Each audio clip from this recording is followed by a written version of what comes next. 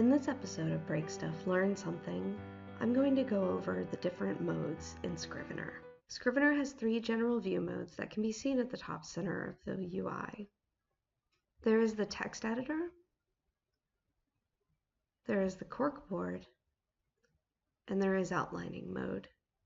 The text editor is generic and works exactly the same way as it does in any other word processor.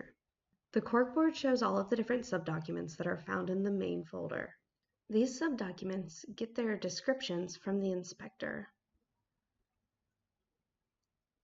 By right-clicking, you can also add labels and status to all the different subdocuments. By dragging and dropping, you can also change their order, which also changes their orientation within the binder. The outliner mode is pretty much the same, but instead of index cards, you just have this basic outline. You can also put in label and status just like with the Corkboard. The secret 4th mode is called Scrivenings.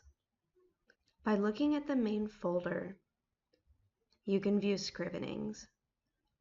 Clicking on Scrivenings allows you to see all of the subdocuments restitched into one document as it would be in a traditional word processor.